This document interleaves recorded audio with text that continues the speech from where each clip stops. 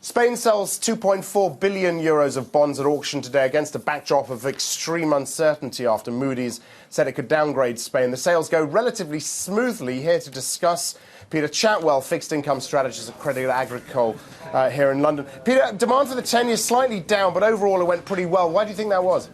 Well, what we've seen is a big backup in yields. So it's really driven by the US markets. Back up in yields, and yesterday we found some buyers, so I think yields had simply reached some attractive levels, and the market also wasn't put off by the slightly smaller amount of this auction than would normally be the case. So not a reflection of underlying investor confidence? I agree, yes. I don't think this is a turning point.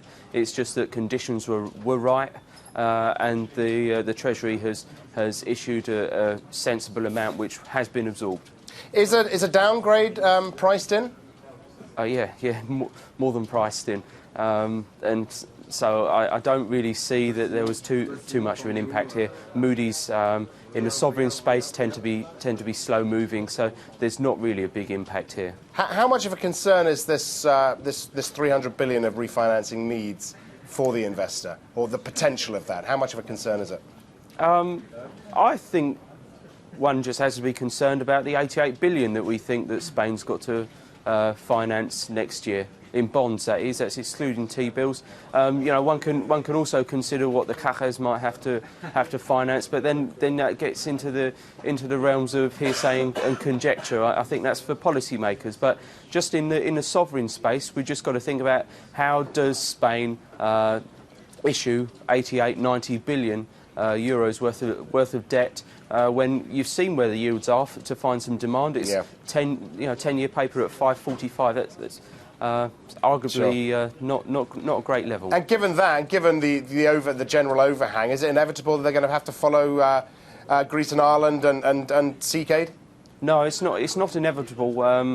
I think the ECB could support this market, but investors, strategists are just not confident at the moment that the ECB really are behind this. So we'd need to see more evidence that they are ready to buy the market and support it on really tough days when there's better liquidity as well, because that would mean they have to buy considerably more than they have done already. Yeah, I just want to finish up and pick that apart a little bit.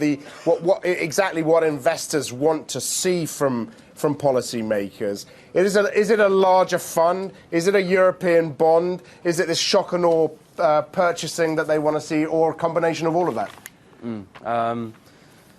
Shock and awe. I think we've seen that's worked well in the US. That's how they've gone about their quantitative easing over there, and you can see they're now not having to buy bonds, and confidence has grown. So it's really the announcement of the tactic which actually moves the market.